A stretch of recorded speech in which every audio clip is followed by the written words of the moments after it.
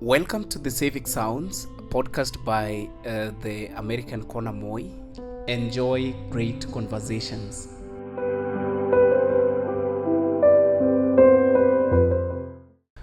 All right, my name is Cavin Apodo. Welcome to the Civic Sounds, a podcast by American Corner Moi, a platform on which we get the opportunity to talk about matters youth, governance, leadership, entrepreneurship, employability, and anything that we feel is of concern to the society today.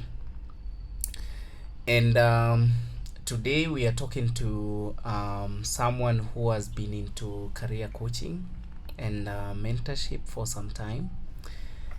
She does career coaching and employability stuff, right? So I'll let her introduce herself. Then I think from there we can pick up the conversation, right?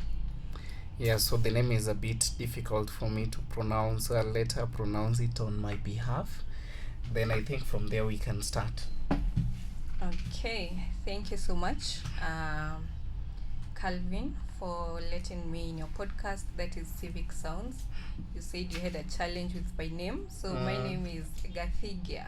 It's a name from the mountain, or the mlima, as we call it. So my name is Lilian Gathigia. I run a platform known as Glow Mustard Talk. So this is a platform running for 6 years and counting now, where we do career coaching, career training. We partner with different brands to ensure that individuals out here are making the right career choices. So it's a honor to be on this platform so that we can get to shed more light about our topic today. Thank you. For 6 years, do you have a team that you're working with, or do you have like a physical office location, or how does it look like?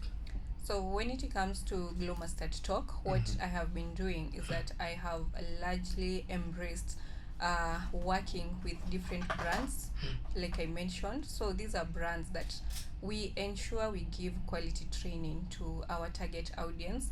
And of course, when it comes to training, we are the ones supposed to take our services to where the audience is. So if it's a school, if it's an organization that needs its staff to be coached about optimizing their strength in their workplace, we are the ones to physically go there. So most of the times you actually meet, we are traversing to different counties. We go as far as Meru, Machakos, Rift Valley, and of course in future I am hopeful that I will be going across continents to offer these training services.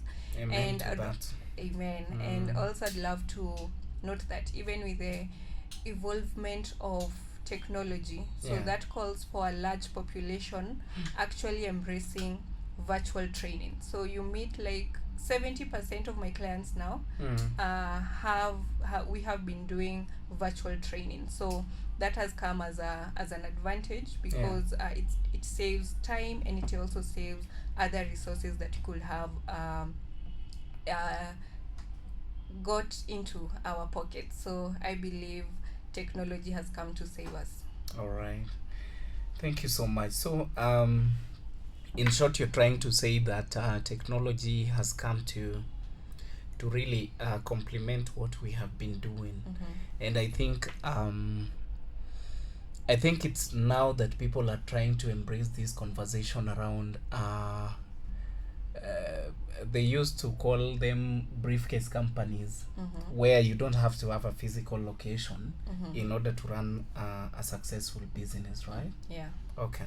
Sure. So what are some of the challenges perhaps you faced running whatever you're running? So maybe I can start with the main challenge that I had during the onset of my coaching journey. So maybe it's something some people could have known, others not. So for those who don't know, I really suffered with fear of public speaking, which we refer to it as glossophobia. So for 10 years, meaning that I was in a shell where I couldn't come out with courage and confidence. So that one was the main challenge as I began my coaching journey. So what did I do to ensure that this challenge did not bring me back with my passion of coaching. So what I did is I went back to my village because here in town, since that is where I had undergone my college studies, I didn't have a lot of networks that I could be. Maybe someone will tell me, come to my school, mentor my students, or come to my organization. So I went back to my village, and because now they are at least. Where is your village? In the deep suburbs of Nyandarua County. It's commonly referred as the county of Warus. So actually, we need Warus at the end of this podcast. They say cash crop ya Nyandarua ni mawaru. Very true. So if you need some Warus, you can see me after this. Okay. Yeah, at a good deal anyway. So that's why I went back to my village. I requested the principals, the head teachers of primary schools, high schools for an opportunity to mentor their students. And at this point, I didn't look at the money side of it. I just told them, give me the opportunity. I'm going to offer pro bono services. And good thing is that 80% of the schools agreed to my request to actually go and mentor their students. And I can say that is where 80% of my clients now have stemmed up from, because I agreed to volunteer. And out of that school, I would meet another professional, we would link up, we would proceed our conversation to be more engaging for future opportunities, and I have continued to grow out of that volunteering that I did 6 years ago. Wow. Yeah. Perfect. So volunteering gave you visibility and even helped you to capacity build. That's a good thing, and I think any young person need to embrace that, right? Yeah, sure. So how many people, or what does your database look like? How many people have you been able to successfully mentor? So when it comes to my database, I usually compose them in terms of the schools that I have attended for the 6 years and counting. Roughly, I can say 200,000 plus students when put together. And also now in terms of the individual clients that I've come across with, and even for the conferences that I've been able to engage as a speaker. Yeah. So an audience of 200,000 plus. I don't know whether to you or to someone else is a big or a small number, but for me, I believe it's actually a very significant number, putting into mind that this is something that I started as a person standing alone. I didn't have to depend on anyone, just that I volunteered and I was able to partner with people who had the same interest. Okay. Yeah. Yeah, I think that was that is a bit much of your success story, or maybe what the journey has been so far for you. But kindly, maybe if you don't mind, is there somebody you were looking up to, starting this journey? Okay, what I'd love to mention is that I didn't start because I saw someone else doing it. That was not something that sparked in my heart. But what made me start it is because I felt the strong conviction that I really need to empower someone. And also, I mentioned I am a career coach, but I didn't start really as a career coach. I started as a general coach. So what I will do is I would request the teacher, the principal, to tell me what areas do your students feel like they need to be mentored in. And so he or she would give me those areas of concern. But 3 years into doing that, I came to realize that I customized my training in terms of your passion. Are you doing what you love? Are you able to optimize it? Do you know what your strengths are? Do you know what your weaknesses are? So I realized I have been doing this subconsciously, that I really want to mentor people in accordance to what they love doing. And so that is why I settled as a career coach, Yeah. so that I can help people discover their strength and also manage their weaknesses, because we tend to work on our strength, we forget that we have weaknesses, and these weaknesses are the ones that are going to bring us down. So yeah, that's what I'll say. All right, nice. So you can't really attach your motivation to a career godfather No, not or really. godmother, Not something really, but sort of but that. but what I did now, after I realized my passion is in coaching, Yeah. that's now when I did the conscious decision to identify a mentor, because I've already known now I want to be a coach. So let me look for someone who is also a coach who can take me through that journey. Okay, and Yeah. who is this?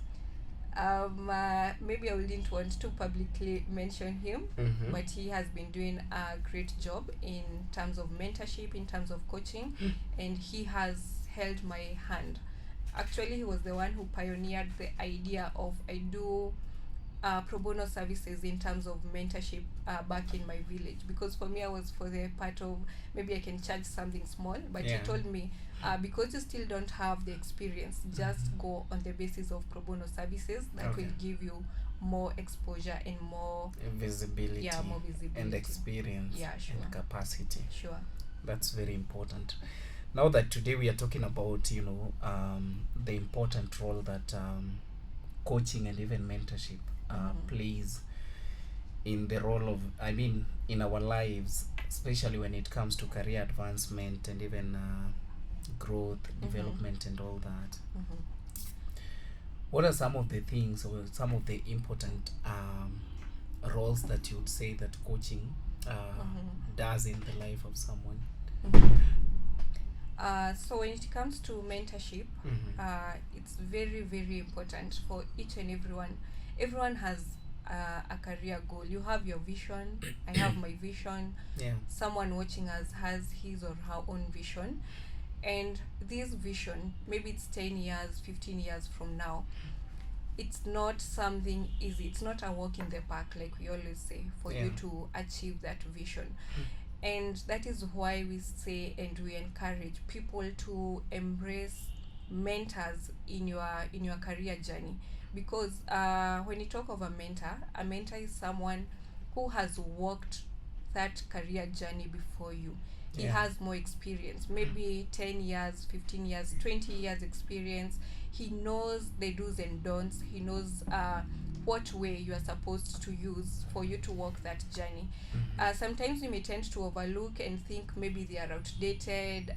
They used to live so many years before us, so they don't know. They don't really they are not really in touch with the present world. But it's very important to have that mentor, because he has more wisdom, he has more knowledge, he has more experience about that particular career. So once you have this particular mentor, he is going to help you discover more about yourself, because I always say that a mentor is different from a coach. Yeah. Because a coach is a general coach. For me, as a career coach, I will not give you the specific details. For example, if it is a profession who is in the medicine sector, I won't go into details about medicine. But if this person in the medicine gets a mentor in the medicine industry, that professional will be able to work with him into the details. So when it comes to a mentor, he helps you discover more about yourself. He makes you become more aware of who you are in terms of your strength. So he is able to unleash that strength that he feels maybe it is hidden and you have not been able to identify it. So he is able to help you discover it and to make it into the maximum use, so that he could be feeling that there is a strength that he didn't get to optimize during his days. So he's helping you discover it and to walk that journey with you. So that's one main role that I feel a mentor really does in someone's life. Okay. Yeah. Wow, that's immense. There has been this issue about motivational speakers. Are motivational speakers the same as mentors?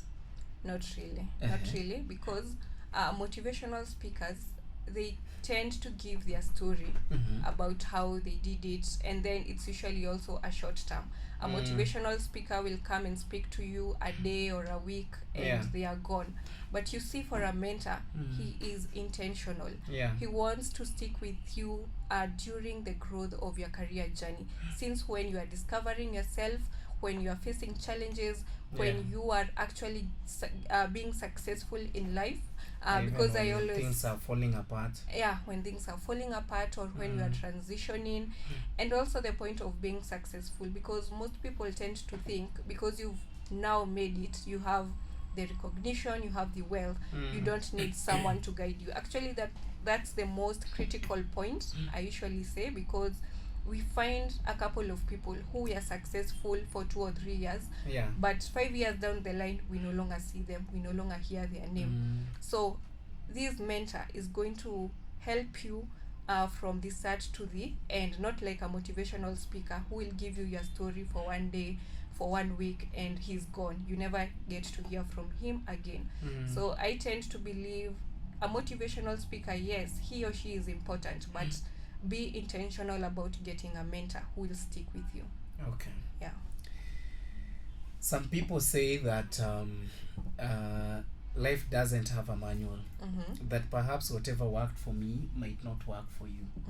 So how do coaches or mentors like ensure that they merge it so that it looks like what will, I mean, whatever worked for you is going to work for me through that piece of advice, and even holding my hand and all that. How do you merge the gap? So I'd love to mention that every journey is different for every person. And yes, it's true, what worked for me might not work for you. But when we put the mentor into the picture, whatever we are trying to solve is the general problem, because this mentor has walked this journey before. So that means the people he dealt with are not the people I'm going to deal with. They are different people. But from the general approach of things, it could be in terms of communication, in terms of collaboration, in terms of teamwork. These are the same things that I will experience, but with different people. So the kind of advice he's going to give is from a general perspective. What can I do when it comes to teamwork? What can I do when it comes to time management? What can I do when it comes to identifying opportunities? So he will give you an opinion according to what he went through. But you are not going to experience the same people, you are not going to experience the same opportunities, you are not going to go to the same place that he went, the actual same place, I mean. So that means we have to approach it from a general point of view, so that you take the advice that you need. If, for example, how do I need to deal with a given opportunity? Do I need to say yes? Do I need to say no? To what extent should I go? To where should I say no? Let me not proceed. So I think we can look it from that perspective, so that we do not get really out of the picture. Wow. Yeah. I'm loving this.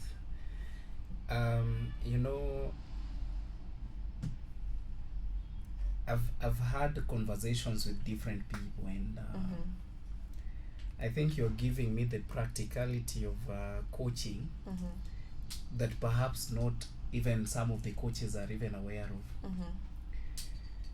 of. Lilian, there is a deficit of honesty when it comes to what the people tell me or tell other people versus the reality. And some people sometimes say, I don't know if you've heard these people, they tell you, oh, I can make you a millionaire in 2 weeks. But honestly, if you look at these people, they don't look like millionaires themselves. So you're like, kwani wewe hutaki kuwa millionaire? Why don't you make yourself first look like a millionaire so that I can actually see a picture of a millionaire in you first? And that, I think, talks to branding, but I'll come to that. So what do people need to do especially the coaches and the mentors, Mm-hmm. so that they don't appear to look like motivational speakers Mm-hmm. who just talk and then they leave you there with your problems. Mm-hmm. Because again, even in coaching or even in mentorship, Mm-hmm. I hope you've encountered people, maybe you go to talk to high schoolers, they think you have money, and if they share with you maybe their vision, you are able to facilitate them to Mm-hmm. be able to execute those visions or even the plans. Mm-hmm. So how do you go about that, Mm-hmm. so that even as you talk about to people about millions, Mm-hmm. yet yourself is not a millionaire, Mm-hmm. you're able to make them look like you're not just a motivational speaker. Mm-hmm. Yeah. Oh, first I would say Mhm. it's very unfortunate for coaches and mentors who tell you that I can help you to Mhm. make $1 million in 1 week, in 1 month, Yeah. because there is no fast money. If something comes fast, be sure it will go away very fast. Yeah. So I would really love us, we as coaches and mentors, to avoid the notion of winning clients on the basis of making money in Yeah. a fast way. So what I'd love to say about this is we need to look ourselves, if we really need these clients Yeah. to be long-term clients, to Yeah. be sustainable clients, Mm. let us sell practicality. Let us not just sell assumptions and theories. If you are telling people that you can make the 2 million in a week, Yeah. show us how you did it in a week and it was sustainable. Because to be very honest, it's nothing like that. We all know that if we need something that is sustainable, it takes time. You Yeah. have to grow gradually. So what we should actually try and sell to our audience is, Yeah. how do we grow gradually? Mhm. Let us walk them through our stories. Let us not lie to them, because if we lie to them, to our audience, these are innocent people in high school. Mhm. When they come out here, they are seeing that things on the ground are actually not true It's to what we are. different, Yeah, yeah. it's very different. So let us walk with them through the honest. It's better for them to have the bitter truth, and when they come on ground, it's easier for them To adapt. yeah. So you'll actually find they will be reaching out to you because you told them the truth, compared to someone who told them that you can make $1 million in a week. So you find that you don't have clients because you sold lies. But when you tell them that this is how it goes, it might take you 2 to 5 years for you to be very successful, then they will tend to believe you. They will reach out for you, and that is what you are looking for, a client who is sustainable, not Yeah. just a client who comes for half an year or an year and he goes because he can see the fruits of what you told him. Yeah. Sure. I'm laughing out loud because of Alfonce. You know, Mhm. he once recently he met some. He's a victim. He's a victim of motivational speaker. He told him he can make some good amount of Some money. good money. Uh-huh. And then after that, you know, he was asking for 38,000. So that he can start the process. I hope he didn't fall victim. No, he didn't fall victim. Nice. But even, you know, even some of us, you know, we've been part of those schemes where somebody Yeah, is sure. telling you, Yeah, actually, if by the way you are in this Nairobi and Yeah. you haven't been caught victim, then you Yeah. are very lucky. you know, I personally, I once went to a room, you know, these people were talking and they were like, oh, I joined this thing 2 months ago. Today I'm traveling the world. I'm driving Today a I'm machine. driving my machine. Yeah. I have built a house. Mhm. I am like, even if it's wealth, you know, you need some time with your wealth Mhm. to even plan for it, and you True. know, plan on how you're going to To invest use it. it, yeah. So nakwambia, it's absurd. It's very unfortunate yeah, it's when very, we lie very, to these young innocent souls. Let's tell them the bitter truth. yeah. Yeah. And I think that is one thing that has even led to even rise in peer pressure. Because manze, kama sahi we were just talking about, I don't know, a wedding happened. Oh, this guy, I don't know whether it's a musician, did a multi-million wedding. Oh, now the youth are having pressure. Yeah, they want their husbands to be to also do the same. I know. Yeah. I mean, you'd never know where this person got all this. Yeah, all this money from. Yeah. Maybe there was not even money involved. Maybe somebody was marketing something and they decided come we sponsor you. Yeah, sure. Oh, sasa nasikia keki imetoka Dubai. Siji Expensive outfit. Outfit imeletwa na DHL. So wanaenda through pressure. Yeah. But you know what I tell them? You learn to earn. You don't earn to learn. Very true. Yeah. You first learn. Yes. And then you earn. Yes. So it's a good thing that they avoid all that pressure.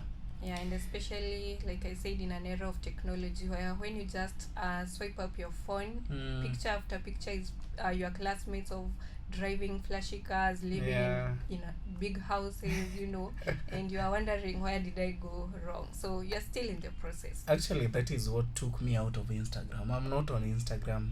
And even if you meet my name on Instagram, just know that it's an account I used to own kitambo, but I'm not in Instagram. You don't want the pressure. I don't want the pressure, and I've never wanted I've never wanted the pressure. Yeah, and that's what we encourage. Yeah. So Mimi, one thing I've always believed in is if you have a class, I would rather start my own school, you know, and grow with it slowly, because I can tell you for sure that for me to get to where I am, there are people who used to greet me like this by the tip of their fingers, you know, or their palm. It is because maybe then I was not worthy to them. But you see, with constant work and, you know, that consistency and hard work, prayer and all that, you've been able to. Some of these people, like they are the ones who nowadays are asking for our numbers, you know. Somebody is coming to ask for your phone number. And with an opportunity, and they're lying to you that you know, I lost my phone. You didn't lose your phone, you just deleted my number. And it is okay if at all you felt that friendship was not serving you right. Maybe I didn't have much value to offer. You know, couldn't go to parties with them, or maybe I could not speak the same English like or the English you used to speak and all that. So that constant development is very, very important. Anyway, the government is at crossroads. The numbers are growing in terms of unemployed youth, you know. They don't know what to do. And I hear currently we have the State Department of Career. Is it Career Services? I don't know if you're aware of that. Yeah, so the government established the State Department for Career services to be able to deal with you know, even upskilling, work readiness and all that. So how is coaching, career coaching or even mentorship able to help with bridging the skill gap and even able to help these people create opportunities either for themselves or with other companies? Okay, so it's actually a good thing that the government set up such an office. Yeah. Because for long, people have not embraced career coaching. They felt like that is a luxury. Why do I need to be told what to do? But as the world evolves, we are seeing the need, the importance of actually embracing how to be guided to make career decisions. And actually, tomorrow we shall be going to a school in Machakos County, where we shall be doing a career experiential day, where we bring in different professionals from different fields, and then the students will be having an opportunity to walk from one career station to another, trying to understand how do these career work on ground. So having such an office is providing us with such opportunities. And when it comes now to career training, how we are trying to bridge this gap of unemployment. You talked of upskilling, which is very important. We need to upskill the skills that we already have. The skill that we used 5-10 years ago, you find that at this particular moment, it cannot bring you or earn you some money. You need to upskill it. We also have something that we call reskilling. This is someone who wants to transition from one career to another. And that is where we also come through. Maybe this person has come and told us that I feel I am not really productive at this particular field. What do I really need to do? So we assess this particular person. We get to analyze his strength. We get to know, yes, you really need to move from this particular field, and you reskill.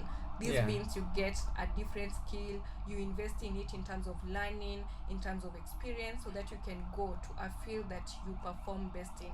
So this is something that we as career coaches, we are coming to bridge in the gap to make sure that you not only go into a field blindly, but you know that you are going into that field because it aligns with what you do best. It aligns with what you can do naturally without even being trained. So that means even when you're going for that skill, to be taught that skill in a school, Yeah. it's become a bonus, Yeah. because it's already in you. Yeah. So that is what we career coaches, we really emphasize on. You do something that you are best in. If you are good in education, Yeah. go and do education. Stop looking into what is the marketable course right now. Stop looking into which career is not flooded. We discourage that, because that is not the best way to approach a career decision. We approach it from assessing your strength, knowing what you're good in, and then from that one we shall be able to bridge the gap, because once you are educated, or once you are skilled in what you are good in, it's easier for you to start something of your own. And once you start something of your own, you are able to employ other people, and by that way we shall be reducing the number of unemployed people. Wow, I love that. I'm loving it. I'm loving it. You've just said that you need to do something that you're good at, Something that you are passionate about. something that you're passionate about. And I think that adds salt to whatever I've been advocating for. I don't know if you could be comfortable sharing the grade you scored in high school. That is You're if putting me on the spot. that is if you're comfortable. Yeah. I got a B minus. You got a B minus. Yeah. So B minus back then was for parallel courses, right? Or you So went- what happened during my year, that was in 2013. So 2014 they reduced the entrance grade. So I was able to be picked by the government sponsorship. Okay. Yeah. So by the government sponsorship, did you apply for courses or programs through the placement body? Yeah, I did. You did, eh? So did you feel, or do you feel like they gave you the exact course that you wanted to do? First, what I can say is that at that particular moment, I was not in the right position to say that I really needed this course, because I wasn't exposed to the right guidance of career decisions. Yeah. But I chose the course. I was guided by someone, and the course that I put into place was the one that I was called into. So that way I felt they did what they picked what I had chose. Yeah. But when I look back now, that's not the course I would have loved to pursue during my college days. Wow. So you're saying, in short, that mentorship, the career guidance and mentorship ought to have started maybe in Form Very 1. early. Actually, even in primary days. In primary. Yeah. Yeah, so if maybe somebody is guiding you, or maybe somebody is deciding for you, or a system is deciding for you on a course that you need to do, or you need to pursue, simply because of I don't know, grading, or according to your grade, you're not eligible to become a lawyer, you can only become a teacher. Do you think that is also leading to unemployment? Because when somebody studies maybe something they are not passionate about, be rest assured that they are going to ignore it once they have the money and they have the energy to pursue what they really feel that they wanted to do. Is that a leading cause of unemployment? Yeah, it's a leading cause of unemployment, and I would say this because you are being forced to do something that is not in you. Yeah. So you get, after completing the 4 years, if you are in university, or maybe 2 years if you are doing a diploma.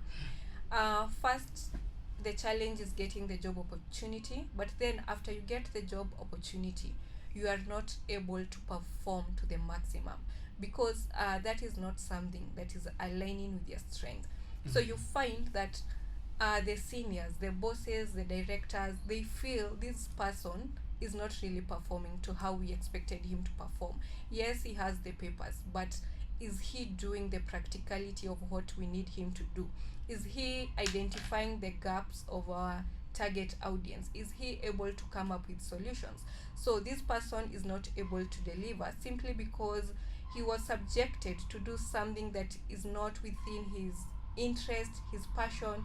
So this boss, this employer will Yeah. just lay you off, because no employer wants someone who can't deliver. Yeah. We want to see the results, we want to see the proceeds, we want to see the benefits that you are bringing to our company. Yeah. So if you can't bring that positive impact, I will be obliged to lay you off and bring in someone who can actually deliver, even if he doesn't have the papers. We will train him when he is already on board. So I believe that when we tend to subject our learners, our students, to do something just because of their grades, it's not really helping at all. So we really need to look from the perspective of career guidance, so that even if you didn't have that grade, what can you be able to do to bridge your grade? Wow. Yeah. I love that. I mean, I can't say anymore, because to me, in every forum or in every platform I get to talk about the causes of unemployment in this country, I think that to me is a leading cause, because I have got practical cases of people who studied courses that they do not like, you know, and after they are done with school, you know, they end up to do or go and pursue the courses that they or the programs or the talents that they really were interested in. And that is why, and how someone, a friend of mine, once said that lack of career assessment and assessing the passion of this child might lead to you taking your child to the university to study engineering, kumbe mtoto ni DJ. So after school anarudi anaanza ku DJ, then you're like, what are these? What a waste, you know? Yeah, sure. It is because this guy was born a DJ, but you wanted them to take a course simply because of the system and because of what you thought they ought to have become. So thank you for adding weight to that. So then my question would be, what are the certificates then there for? Yeah. What are the certificates for? If we have a bunch of people who are doing things they don't like or they will never even pursue, and we also have a group of employers who are going to say, well, put your degrees aside and diplomas aside, tell us what you can do. So what are the certificates for? I will still maintain that certificates are very, very important. We have had this notion of these days papers are not really important, but it shouldn't ever make someone to feel discouraged about pursuing something. So what maybe I can try and encourage people is try and have the mentality, especially to our parents, do not try and influence your kid to do something because you feel it is what he should do, or because the neighbor did it or the other sibling did it and he became successful. Let us move away from that notion. Let us adopt this child in accordance to his strength. What is he able to do best? Because that is where he will get his happiness. That is where he will get his purpose of life. So once we are able to identify this kid, what he is good in, then we encourage him to pursue it now at an educational level, whether it is in a TVET college, whether it is in university, as a master's, as a PhD. We need that certificate. At least it shows us that apart you from being interested in this particular field, you have gone the point higher of trying to do it in a professional way. And that is why I'm saying companies absorb someone who feel they have the interest, and then they go a step ahead to educate this particular person, because yes, you have the interest, but are you doing it in the professional way? So I will still encourage people to go for that certificate, because it exposes your mind to so much that you couldn't imagine if you didn't have that education. So if you are good in baking, go to that bakery school, get education on how to practice hygiene practices when it comes to being in the kitchen, how to serve your customers right, because these are some of the things that you can get taught when you are in a college or in a university institution. So go for that certificate, do not be discouraged, but before you go for it, make sure you have the right career guidance. Wow. Yeah. I mean, I can't add anything to that. So, Lilian, Mm-hmm. how do you and Glow Mustard Talk Mm-hmm. measure your impact? How we measure our impact. Such Yeah. an interesting question. Yeah. I haven't had it for a long time, but I can say how we measure our impact is we have done these assessments to students, to people in organizations, to individual clients. If these clients comes back and say, yes, I have been able to follow the guidance that you gave me in terms of career development, career advancement, and I am starting to see the results, Yeah. then that way we can say that we actually delivered successfully. But if we see like a client is still struggling to come into clarity of what he's supposed to do, to actually see the results of his work, then maybe we can we can see that maybe the work wasn't really good. But for Glow Mustard Talk, I can confidently say that our clients have given us positive feedback. They say they have gotten clarity of what they were supposed to do in terms of building their personal brands out here for them to gain visibility. They have been able to do it even with the social media platforms. They have been able to position themselves to make sure that they are using it for the positive side of it. So when we see our clients coming back to say that yes, I was able to maneuver through this challenge, I was able to gain the clients that I needed, I was able to grow my social media platforms maybe from 100 followers to 1,000 followers because of the guidance that you gave me, then we are able to know that we did the right thing. Wow. That's nice. That's nice. So now to our audience, because somebody will definitely watch this conversation and they could get interested in maybe engaging for the future. What does your career or maybe your curriculum or training program look like for a Form 4 leaver? So yeah, we do have different levels of career mentorship and career guidance. And right now, even with the CBE system, it's becoming more interesting because we are guiding the grade 9 to choose their pathways, so that when they transition, they will have made a conscious decision. But right now, for the Form 4s, what we usually do is that we usually offer a career assessment form where they are able, or you are able to fill in according to your personal interest. And after you fill in that particular form, we are able to give a complete report of what you are supposed to do in terms of making career decisions. So once you are done with your high school studies, we give you that assessment form, you fill it, and then you submit it to us, and we are able to evaluate it and give you a go ahead depending on your performance on that form. Okay. That's a Form 4 leaver, right? Yeah. What does your program look like for somebody who is looking to move from one career to the next? So that is like advancing from one career stage to another. Yeah. So what we usually do, mostly these people come in with different needs. So we try and customize our training programs. We can have someone who needs a 4-session program, an 8-session program, a 12-session program. So all these depending on how we have been able to assess and analyze the need of your career transition or career advancement, we are able to advise you the way forward. Do you need a 4-session strategy, an 8-session strategy, or a 12-session strategy? So from that particular point of discussion, we are able to tell you this is the kind of engagement that we are going to have with you. All right, asante sana. And now when they are looking for you, where do they get you?